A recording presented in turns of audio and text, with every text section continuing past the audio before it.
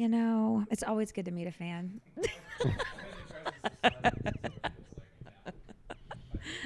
I'm in the presence of a god. Of a god. Just joking. With a beard. Shit. Oh my God, don't break it. I'm Josh Sigman. And I'm Bryn Rouse. I'm a mortgage guy with a passion for helping people with their money and all things business. Bryn is my co-host. And I'm a marketing girl. I am literally obsessed with it. Oh, and Josh has showed me how to save money. Quite a bit, actually. Because of her obsession, I hired her to do my marketing.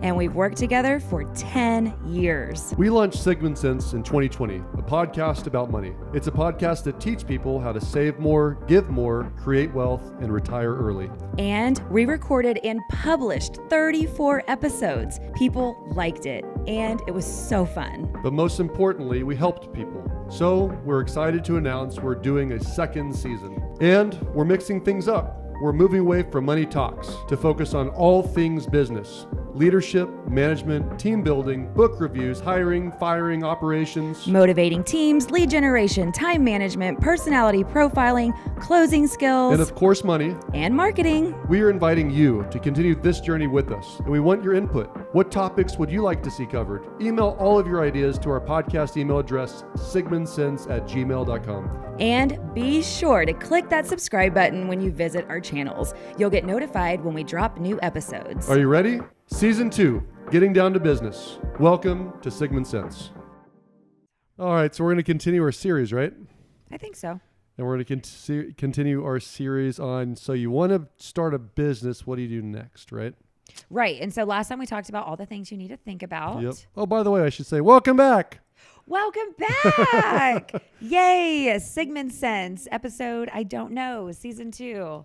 Episode continuing. It'll be like 20 something. It'll be great. It's great. So we want to talk about and carry on about you're wanting to start a business. What things should you think through before you really do, right?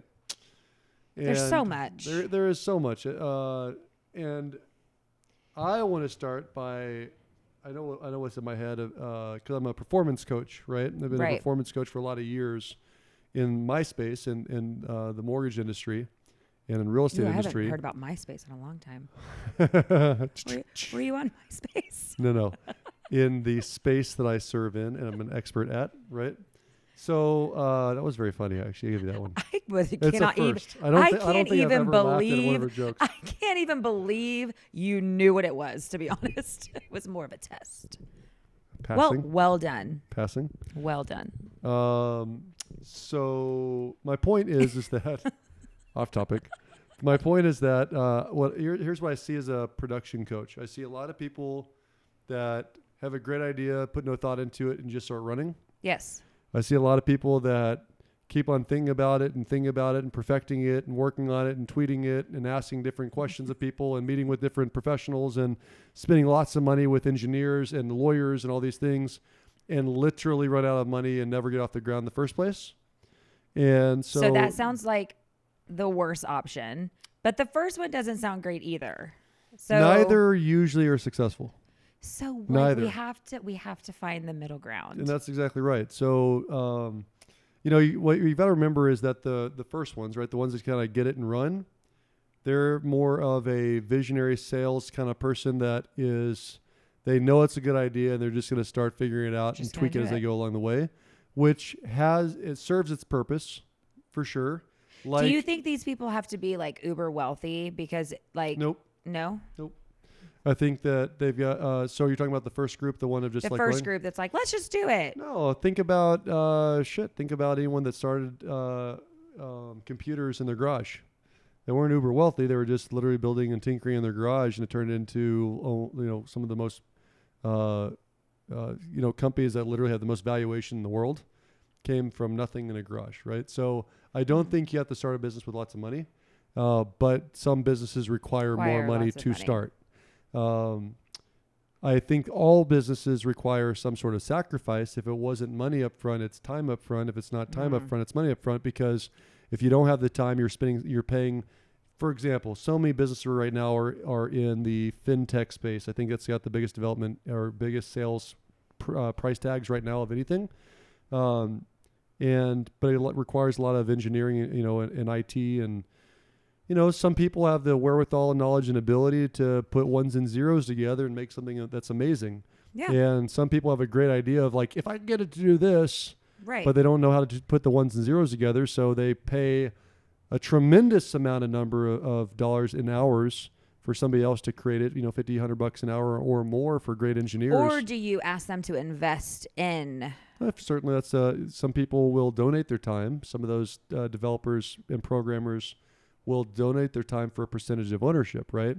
But I think the whole idea that I'm trying to get to is that there are strengths and weaknesses of both. Because I will tell you that speed to market in some cases is the difference of timing and hitting it right and getting max dollars if you're trying to build and sell something. If you miss it by 2 years, somebody else comes up with the same idea at the same time. They get it to market first. Usually whoever's ever first to market with a great idea. So this is just something that's brand new. Yeah, brand new thing. This is not a better version of something that exists. Right. There's, again, there's lots of businesses. You got service businesses. You got product businesses. You've got intellectual property businesses. There's lots of different businesses, right? But again, I'm just trying to point out there are strengths to being quick out of the gate, getting the idea there, and selling or developing or whatever. Right. On the flip side, there is definitely a strength to sitting down, pencil to paper, working out all the details of how to best bring to market, and or how being to very best strategic. being very strategic. And so, if you are listening to this and you are one, then focus the attention on the other. Like, put a little bit of time, energy, and effort. And I think that's what we're going to talk about today is what is a quick form that we've used in the past for our business that we know a lot of people that use as well. Mm-hmm. That is a 2-page business plan, which does not require, 15 years of upper levelment degrees. It does not require, a week of time to put together. It requires thought. It requires quiet time and a review with a couple people that are invested in it or have your vested interest in heart. Yeah. And that's what I really want to work through. And so, no, and I think it's a great, it's a great tool. It's been, it's been fabulous for us. I think the difference, if I'm hearing this correctly, and I'm sure there's, and I'm sure there's different ways to look at all of this, but if you're the second group that's going to like outline something and really spend a lot of time being strategic and mapping, maybe that's better suited for you to go pitch investors. Sure. Because I think that's probably important for an investor to hear. Yep. So, maybe that's kind of the difference too. Is or it depends on what you're doing. Like if I'm going to build a new heart valve, like let's make sure the shit works. Let's do some R&D on animals, not on people, right? So there's purposes for both. And so there's 2 books I want to reference right now, and you can do some deep diving yourself in those books. One of them is called Traction. Yep. And we'll go ahead and put that in the link so you can see, where you might be able to find that. And it's a meaty book. I'll warn you if you're going to read this book. It's definitely tasty. It is definitely thick. It takes a moment, but it gives you a really deep dive into what culture really is, what vision really is, what a 10-year, 3-year, 1-year book,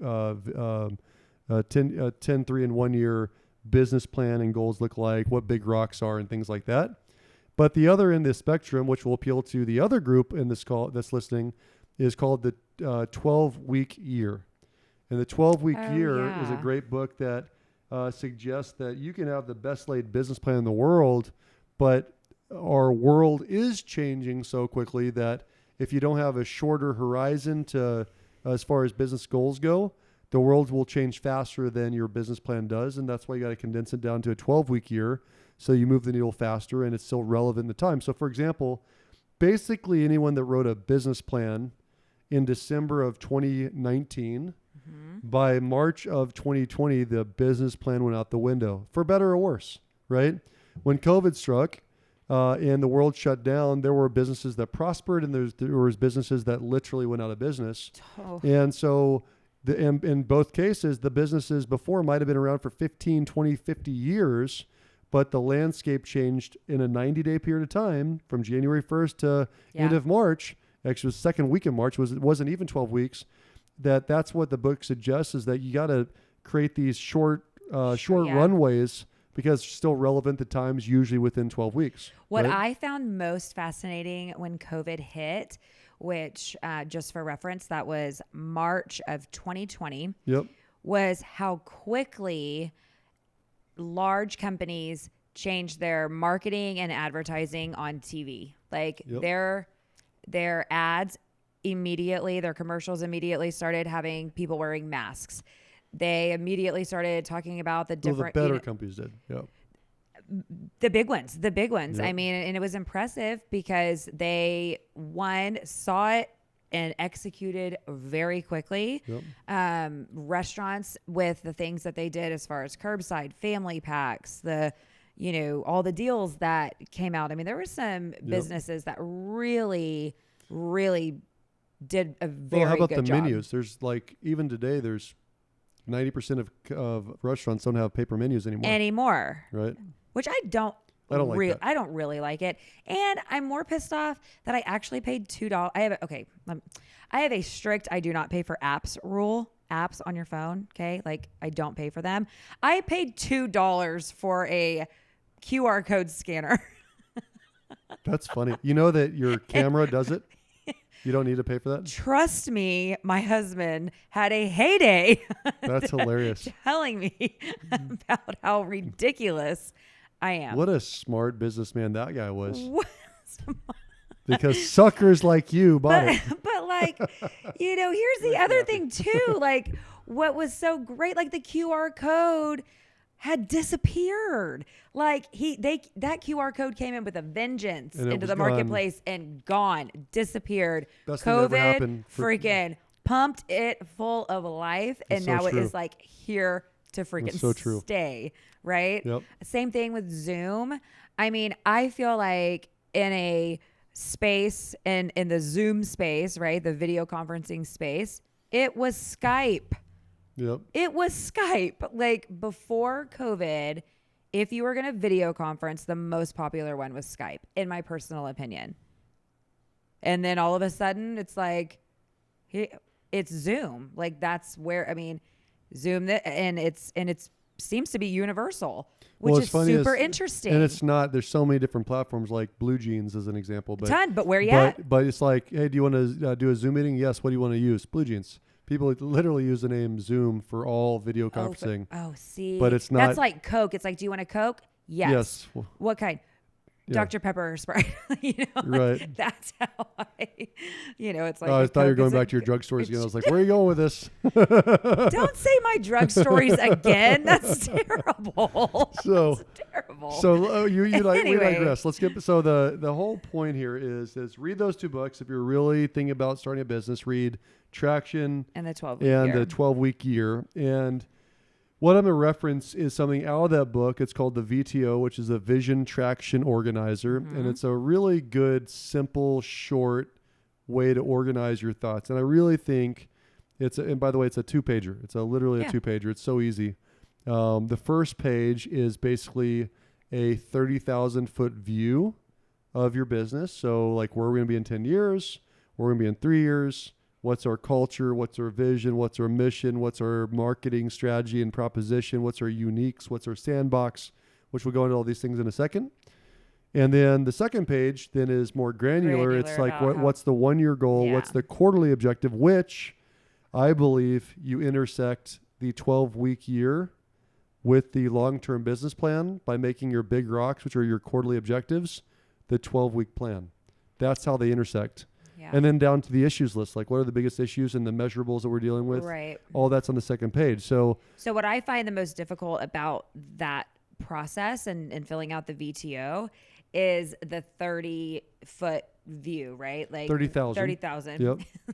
30 foot, very easy. The 3 feet is really hard to see. The 30,000 foot view, like where do we want to be in 10 years? It's for a lot of people, I think that's very, very difficult Yep.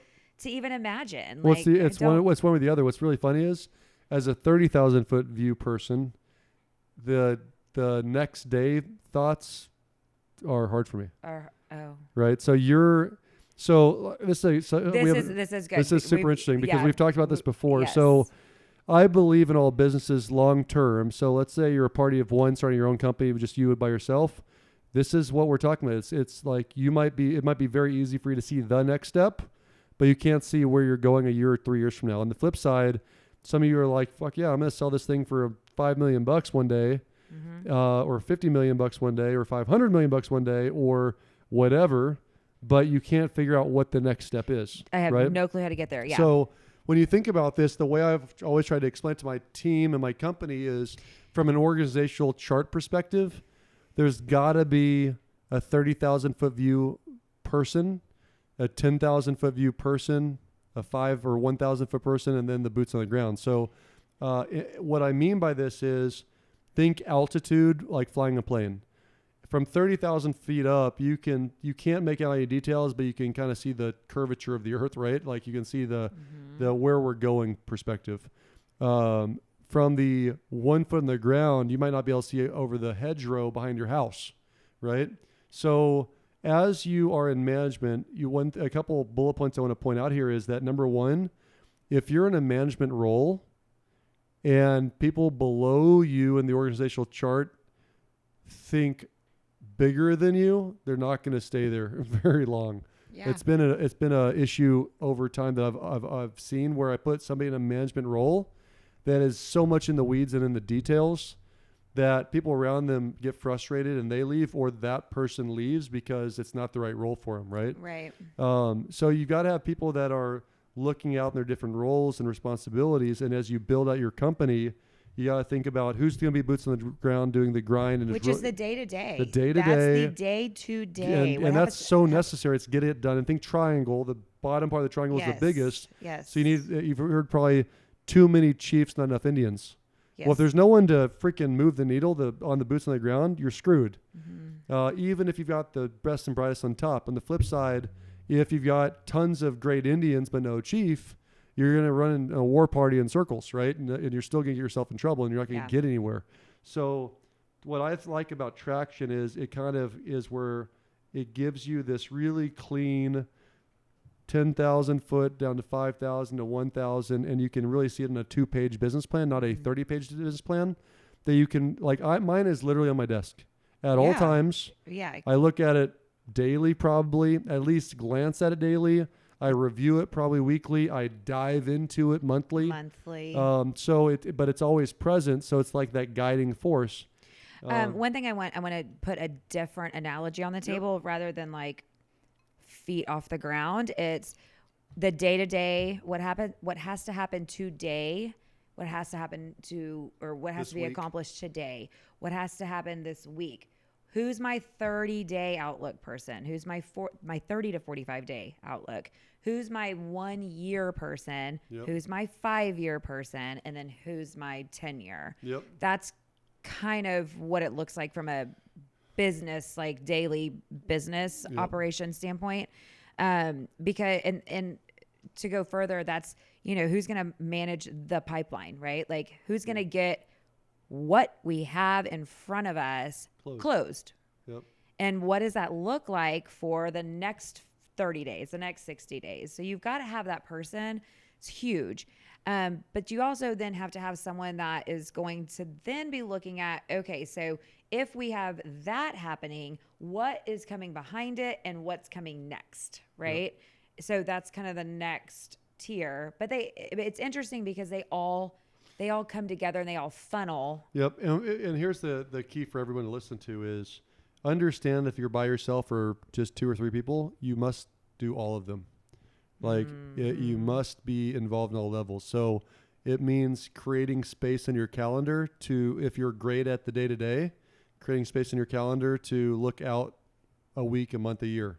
If you're really great at the week, the month, the year, it's creating space in your calendar to make sure that what needs to be done next is done in a timely fashion. And then as you bring in people, a lot of people will hire or retain similar thought process people, like friends. Yeah, because it's easy. And birds of a feather tend to fly together. And so quite often the friend is the same thought process. So I've seen 30,000 foot view people hire other 30,000 foot view people and it still doesn't move. And vice versa. But let's dive in a little bit on this because I just wanted to make sure we set that up, explaining that there's no right or wrong. It's just understanding that all of it needs to be taken care of. And how do you do that's really the question. So I have found the VTO to be the most organized, shortest frame, bullet point oriented, which I like. 100%. 2-pager that's out there. You can find something else. I'm not getting paid by Traction or Gino, the author, but that's okay. That's what we've used for 8 years now, 9 years now. So many years, and it works. It works. And the years that we find ourselves in a moment where we're really struggling, like what the fuck is going on? Why are we not going where we're supposed to go? Oh yeah. It's because we haven't brought the VTO out recently, which is really weird. It's so obvious. It's so obvious. But it also gets you back on track really easy. It does get you back on track. But yeah, no, I love it. I love it. And so the last asterisk here is if you're going to take the time to fill it out, leave it on your desk, post it on your wall, and set a recurring calendar event to review it weekly or monthly. Depending, the frequency would depend on how mature your business is. Yeah. And so I would say too, it's okay in the beginning to change it. Yep. As you of course. really You're the boss. You can change however you want. Like, don't feel like, oh, I set it up once, so now I can't change it. Just don't put it away. Like, keep looking at it. Use it as your guiding force. Keep it out. And the reason why I say guiding force is one of the things about starting businesses is it's super exciting, right? And so we sometimes get carried away in different areas that don't get us where we want to go quickly or aren't really aligned with what we want long term because there are no filters. And the VTO becomes a filter. If you look at your VTO and it's like this new idea, this new concept, this new partner, this new whatever is in alignment with the VTO, then it makes it a non-emotional decision. Just go ahead and do it. Mm-hmm. But if it's not in alignment, it's a really easy, clean no. You don't have to think about it. It's not about being exciting. It's what's in the best interest of the business. That's such a good point too, because I think if you're going to start a business, there is a specific piece of the business that excites you the most. Which is where all of your focus is going to go. All of it. That's the fun part. Because that's the fun part and that's what you enjoy. And that is going to give you the feeling that you're making progress and that, okay, this is really happening when really there's a lot of other stuff that needs to be built up. So we'll start with the first page. And I'm just going to kind of go through and highlight some simple pieces of this. And by the way, I'm sure there's a way we can make this available. Actually, I don't know from copyright reasons. I don't know if I can just make it available for free. But if you buy the book Traction, for sure in the book Traction, there is a 2-page vision traction organizer, which you can copy and use. And then there's also extra accountability that there's the actual coaches that coach on VTO that can help a business get off the ground. So highly recommend that group. I think it's awesome. But anyways, the first page is all about 30,000 feet. So let's talk about culture first, because I think culture, which is an interesting thought process, is underutilized and it's misunderstood, right? And it's weird to start there, but like for our company, for our team, we hire and fire based on culture. Like, end of story, it just is what it is. Most companies I've seen in the past or been around have culture words that maybe a business coach told them to do one time, and if they ever did it, and they put it on a wall and they never look at it again, or they put it in a handbook and they never look at it again. It's not a really breathing entity. Or another failure of culture is people put down things that they hope to be someday versus who they are currently. Yeah. I also want to point out that I think there is a difference, although slight, between culture and values. Yep. And that is something I think that we've really kind of started unfolding in our own team. Is we have our culture, which is the way that we behave and the way that we treat each other and the way that it feels to be a part of the team. And then we have our values, and our values are who we are to the outside. It's how we treat our clients. It's what we want to be held to, right? It's a standard we want to be held to. And it's who we want to hire. They do go hand in hand, but there is a slight, very slight variance. For sure. And so so if it's you by yourself, no problem. You can kind of skip the step. But what I would tell you is that if you understand what Bro was talking about, which is here's the question you would ask yourself: why are we a good fit? Like, why do we work well together? Another thing that I would ask myself is, if you were a fly on the wall, how would you describe my behaviors and my teammates' behaviors? if you were to take a deeper dive, the question you would say is, what are our non-negotiables? Like for us, it's we use the acronym a lot. SOLID, SOLID: serve others, outstanding attitude, learn and grow, incredible initiative, and dream big. It's not what we say we are. Like you're fired if you don't do these things. Or there's disciplinary action taken, or it's very obvious when any one of those 5 are violated. out of line, right? And so maybe it's not a, hey, you're fired because your L is missing. Right. But it's, hey, like everything is great, but the learn and grow piece is not something that it's just not there. We're right outgrowing now. you, right? Right. Like, so it's a great unemotional way, which for me, being an emotional being, I love having that to like grab onto because I don't have to say, hey, you're just sucking. It's you're great, but you're specifically like you're really struggling and learning and growing. You haven't done any training. I don't really know that you want to grow in this position anymore. All of that. So it's just a beautiful, beautiful guideline. Yep. So just again, these are our core values for our team, which is serve others. And I really believe in the Southwest Airlines model, which is if you take great care of your team will take great care of your clients. So in the service industry, you've got to decide like what's really valuable there. So I literally would pick my team over any referring partner. I'd pick my referring partner over any client. And he does. And he does. And it's just the honest truth because I have to work with my team every single day of my life. Right. And I work with my referring partners once a month, and I work with a client once every 5 years.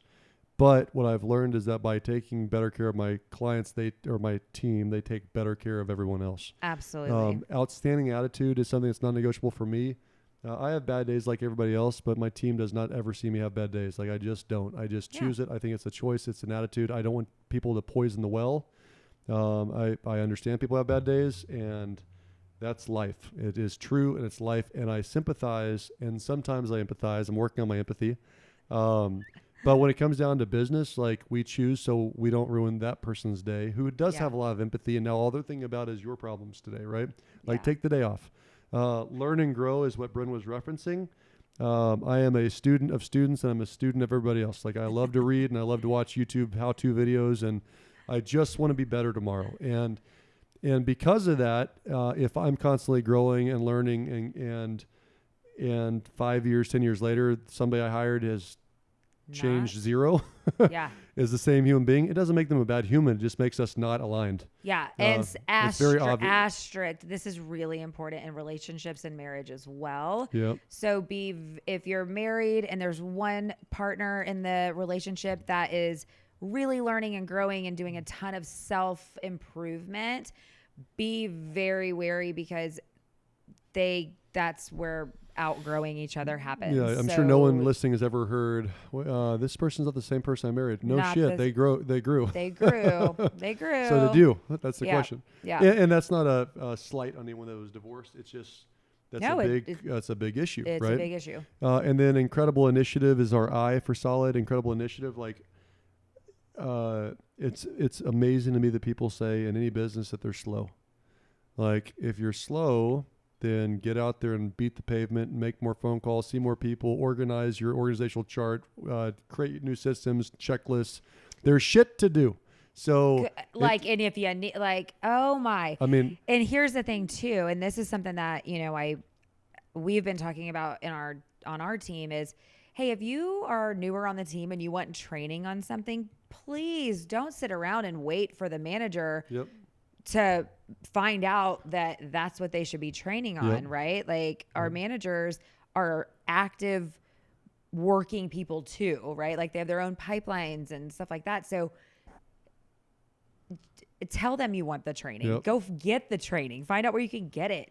YouTube. You can YouTube anything. Just like Josh, you learned how to grow your beard on YouTube. You can do anything on YouTube. It's a baby beard. Sunny pointed out it's a baby beard. Starter pack. We'll see if it's around next time you see me on YouTube. Starter pack. So and the incredible initiative. And the last one is dream big. I just am attracted more to people that think there's more out there.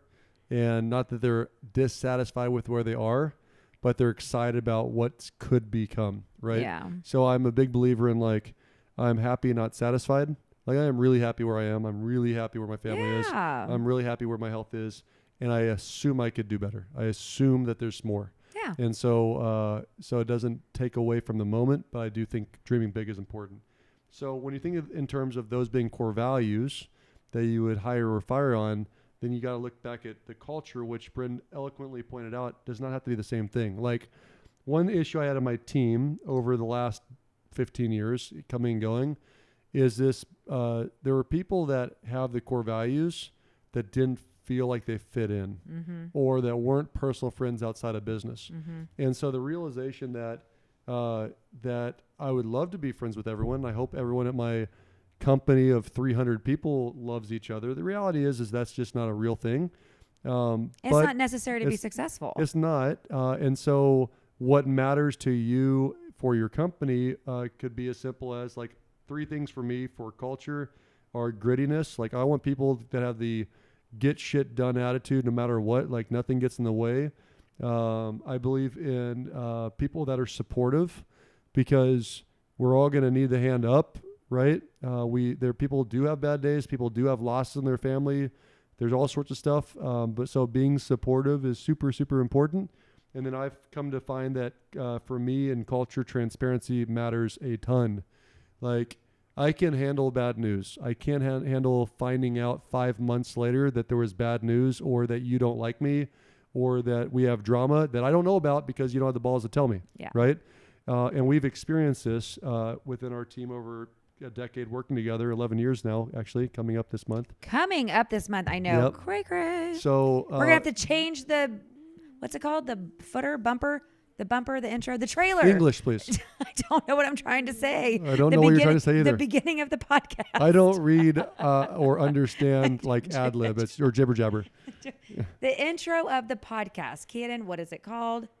The bumper. Okay, see, this is why I have that's a 1,000th view. I really appreciate you handling that detail because I have no idea what you just said. The bumper. The bumper. The bumper. So just understand that while it sounds weird to start that way, like I think that companies that imagine and think about values and culture early, it's a simple thought process. It doesn't take a lot of time. Especially if you have a team of 2 or 3 together already. They're like, what are our commonalities? Who are we about? What are we about to make sure that we hire correctly? It'll remove a lot of stress down the road that could be the difference of a successful business or not. Totally. And I do want to point out too, some things you did not mention about culture that I think I'm just really proud of for our team. You know, we created a culture committee, right? Yep, that's true. So that was your idea, to give you credit.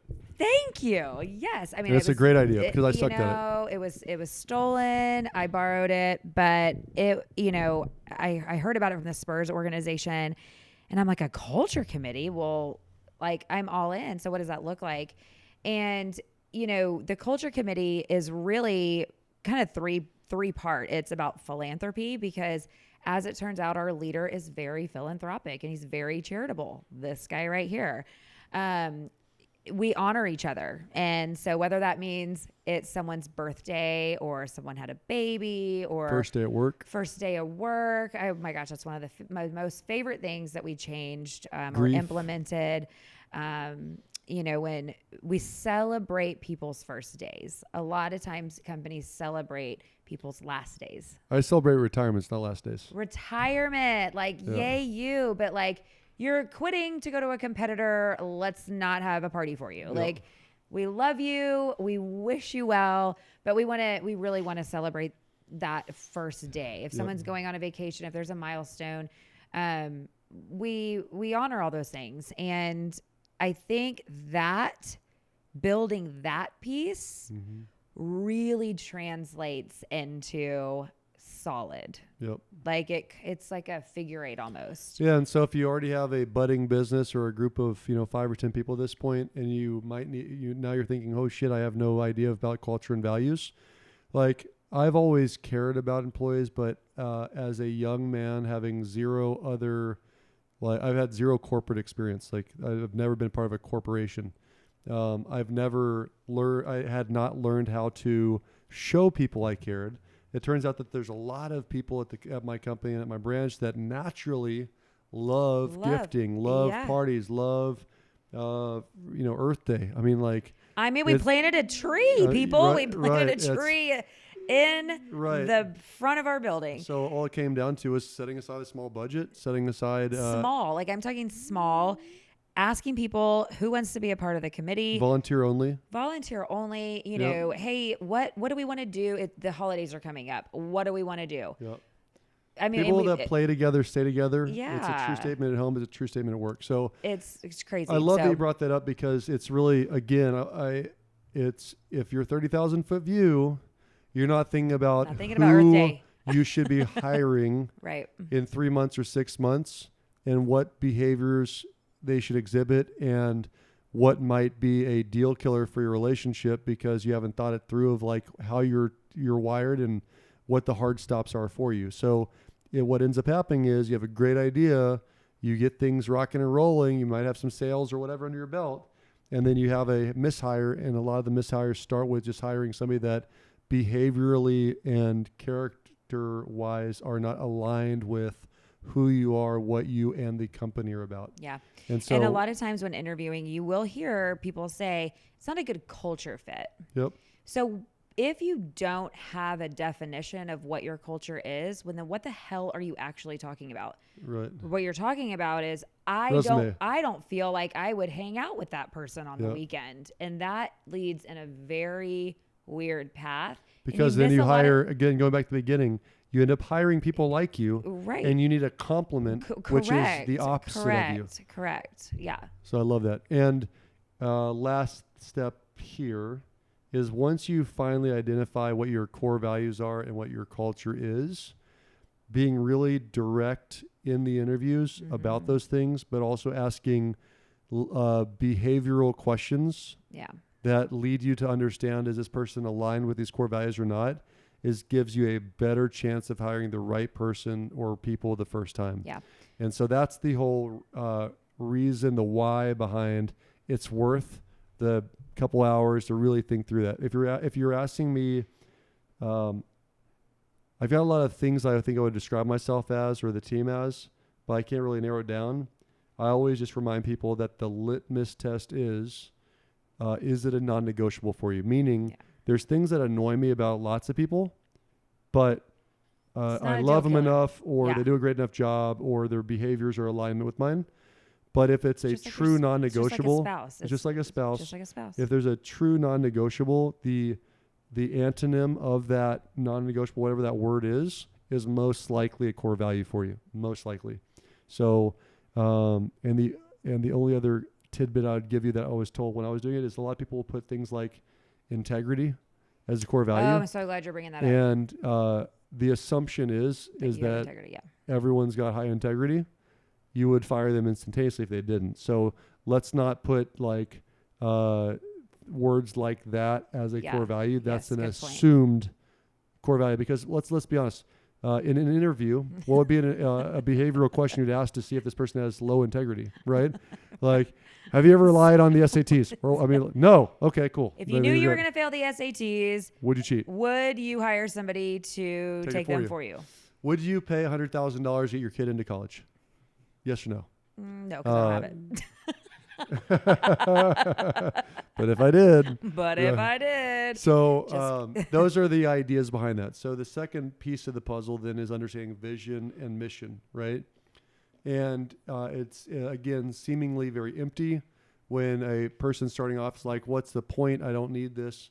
And you might not have, again, as a team of one person of, business off the ground of one, it's not required to have this to get things started. What is interesting, though, is when you have a great mission statement or a great vision, how much easier it is to get traction of people following you to the promised land, right? And let me be very clear that great does not mean complex.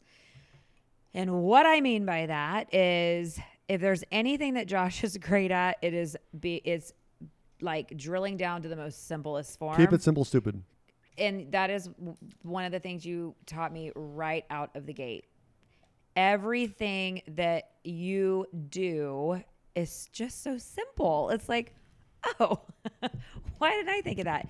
So there's a lot of people that would hear you say you need a great mission statement, and they would spend hours creating a dramatic, novel-ish type mission that no one can grasp onto. And so I think that it's important that your mission is just simple and straight to the point, so that when you repeat it to people, they can either jump on board or know it's not for them immediately. Yeah. So let me give you an example of why I mean that, or what I mean that it can be a simple statement that has dramatic changes to a company. So again, team of 1, doesn't matter. Team of 2 or 3, probably friends. Go to 5, 10, or 15. More people to follow, the more you have to have binding statements that everyone believes in, right? So there's a book called Small Giants. I love the idea behind the book. The idea is bigger's not better, better's better, and better brings bigger. Okay, so let me say that again. Bigger's not better. So a lot of companies think more at the expense of quality or service or whatever, because they're outgrowing their britches. There's a few companies that are like, nope, enough's enough. I'd rather have fewer clients or fewer sales, but do them fucking perfect. And that's better. And the idea is better is better. So in the book Small Giants, I forget the name of the company, or I'd give them kudos, but there was a manufacturing company that created wire. That's all they did. It's like they create real thin wire. Okay. And, you think about what the common salary hourly rate might be for a line worker in a factory. You're talking minimum wage or slightly over, to go into a factory, fry, melt. There's melt. These machines that have fire underneath them to melt the metal to turn it into a wire, and I'm sure that there's lots of fingers and limbs. And so in the book Small Giants, they reference this company, and the company, it had a tremendous amount of turnover, because who wants to be in a factory all day, every day? Right. It had tons of accidents because it's dangerous. It's a dangerous environment. And so they went through this process of, who are we, what we're about, and what's that mission and vision. And what's really interesting is that they found out who their number one buyer was of their wire, because they make this really, really, really thin wire. Do you know what the number one buyer was? I can't remember, and I'm dying to hear the answer. They made the wires that are for pacemakers. Yes, I knew it was something crazy like that. So gosh, we haven't talked about this in a long time. Right, so the mission literally became, we save lives. 3 words. We save lives. Amen. The turnover rate went down by half or more. The employment satisfaction was up. Talk about the change of the atmosphere. So it went from a sweat factory to dude. My granddad blank. Right. My granddad blah blah blah. Like, I'm giving my sweat and blood and tears because we save lives. Right. Like, come on. And what's really interesting is when you go down, like, all the great brands, they all understand this. So whether it's a Nike or an Apple or a Coca-Cola or whatever else, when you really dive into what they're doing, what their mission statements are, it's in alignment with what they attract, right? And it's something that the employees can get behind and be excited for. I'm an outdoorsman by heart. I live in the city in San Antonio, but I love getting away and going outdoors to my ranch or to Colorado or wherever I can get outside. And one of the brands I'm super attracted to is like Patagonia. And when you really get to what employees does Patagonia attract, they're all the same. They love the outdoors. They care about the materials that they get. That they understand why you're going to pay that much money. Right. Because it's going to. I mean, it's a quality thing. Warm. Keep you warm, dry, and alive. But on top of that, you're going to use materials that are from recycled goods, or like protect the planet, because you're an outdoors person. You don't leave fucking plastic on the side of the road. Absolutely. It's got a good looking logo, and it's good shit. It's super interesting when you really dive into it. But vision is where we're going. Mission is who we are. Like, mission's what we're about. This is mission statement is what we do. Vision is where we're going. What we do, where we're going. What we do, where we're going. So when you get into it, it's people are attracted to one or the other, and that's why you got to work on both. Like what we do. So, for example, I'll just be not specifically use ours, but when you get down to I'm a home lender, home loan lender, and or lots of realtors might do a similar tagline, but I would say one of the most important American dreams is what? The dream of home ownership. So a mission statement for a lender or a realtor could literally be, we help people get homes. Like something super simple. When people really get into, like I've got one employee of mine, Mary, I love Mary. And Mary shared, like I asked a question of my team not too many weeks ago, I said, hey, why do you do what you do? Because there's lots of jobs that you can get a paycheck and you don't have the stress of and the emotion of doing home loans, right? There's lots of moving parts. And what Mary's answer literally is precious. I grew up in a situation where we didn't own the home. So the fact that I help people get into homes is why I do this. I'm like, holy shit, that's so awesome. Yeah. But that's an example of if the mission was aligned with that, you're going to attract people like Mary to work for you. Yeah. On the flip side, the vision is where we're going. So a great example would be like Elon Musk, right? It'd be, he's got lots of companies, but whether it's we're going to stop using fossil fuels and make everything electric versus we're going to put men and women on Mars. We're going to make space travel affordable. Things like that. Those are things that people get behind the vision of this person is somebody I can follow because it's exciting, and they're going to attract at literally a lesser salary, a engineer or a mathematician from the best schools in the world to follow them because they're so excited about this dude is going to help us colonize Mars. Yeah. And they believe it. I mean, it gives you chills if you think about it. Yeah. Not everyone's attracted to vision. Not everyone's attracted to the mission. But everyone's attracted to one or the other. One or the other. So this just struck a chord with me. I think that charitable organizations do a great job with this. Yes. So my son's a type 1 diabetic. Mm-hmm. Mission, turning type 1 into type none. Is that literally what it is? Yes. Perfect example. By the way, listen how simple the statement was. Say it again. Turning type 1 into type none. Okay. So what she's talking about here, and I want everyone to listen to this, is so type 1 diabetics, if you're not familiar, requires insulin. It requires either a needle every day, right, or a pump every day. Right. You have a failed organ. Your pancreas has failed. It is non-working. It does not produce insulin for you anymore. And never to start again. Right. So it's managed or you die. Right.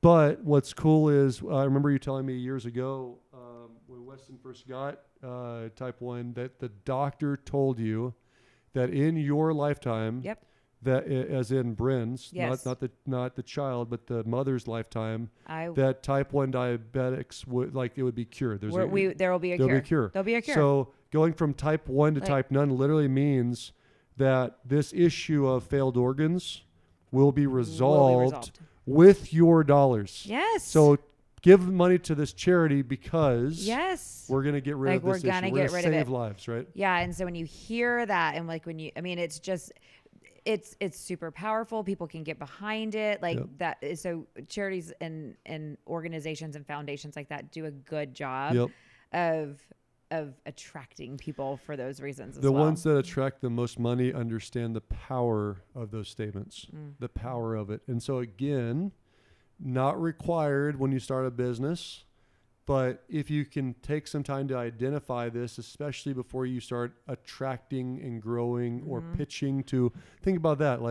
If you've got a little product or a little idea that you're trying to pitch to a big organization, what's interesting about vision and mission is it attaches emotion to a logical investment, right? Yeah. So as an investor, I don't care much about how you feel this product's going to do. I care about what the data says, right? I'm going to put money into this based on the profits, the past performance, the trajectory. But you get me to buy into the emotion. Emotion sells. Emotion sells. So just remember, vision and mission need to be something that time is spent on. It's a multiplier. Yeah, It's a multiplier in a sales price. It's a multiplier in a attraction of talent. It's a multiplier in retention of employees. Well, let's talk about it. Is a gosh, when you're burnt out, when you're tired, what's it all about? Why are we doing this? Because shit gets hard, and you get there's burnout, there's fatigue, there's all the things, right? All the things.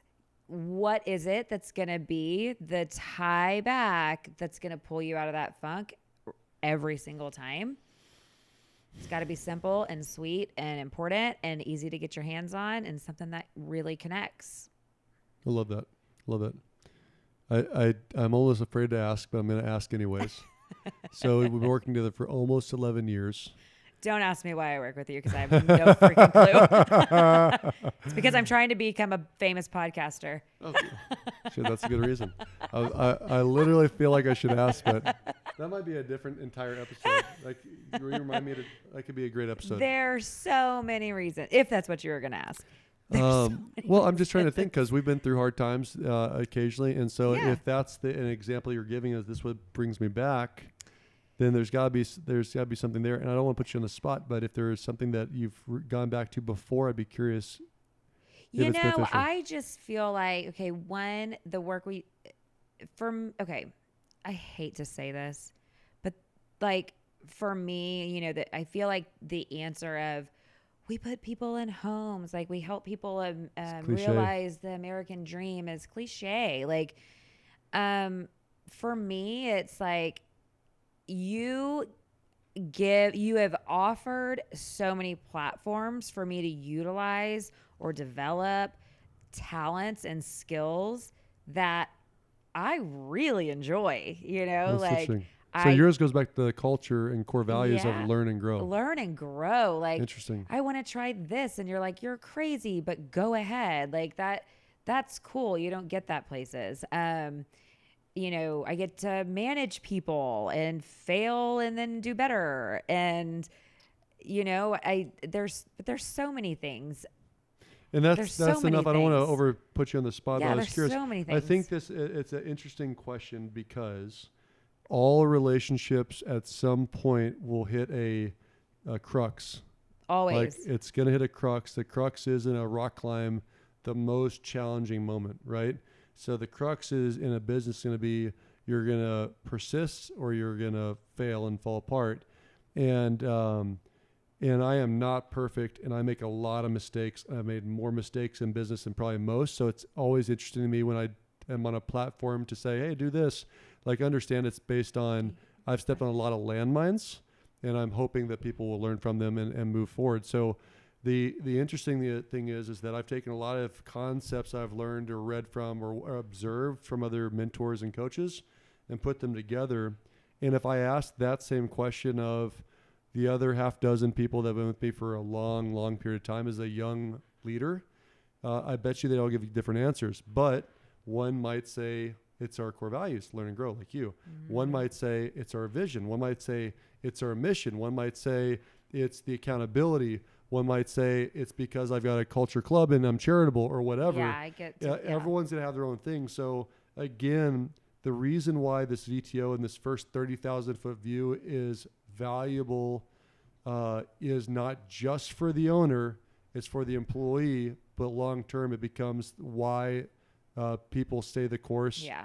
And it's the glue. It's the glue. It's the glue. But honestly, it's because I love the shit out of you. And like, I can't imagine my life without you. Like, that is like, for whatever reason, because you piss me off as much as you make me happy. I do my best. But like, I love the shit out of you. And I just don't know, like, why would I not want to do life with you? Like, sure. Well, like, what? Well, that would be weird. Like, why would I not want to do this? Like. So, with that being said, I think that we have to take a short intermission until next week. Yes. I think it's a good logical place to stop. Next time we get back, we're going to dive into what your marketing strategies, what your core metrics might be. Yeah. Thinking about where you want to be in 10 years. What you're saying, like where you operate, where are what we your going? Sandbox. Yeah. So we're gonna deal with that next. But I really enjoyed this episode. I hope you guys did too.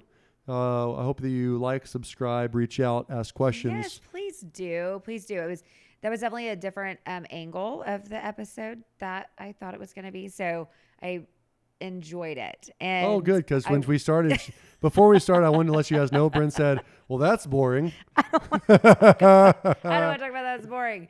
But it was great. And we do want to hear from you guys. So like, follow, subscribe, send us emails, sigmansense@gmail.com. And tell us your missions, or gosh, tell us like Core what values, you need culture, help with. why you work, where you work, right? Yes, Share all that. the things. And tell your friends and family, because that helps too. Cool. Until next time, we'll see you on Sigman Sense. Thanks, Cheers. guys.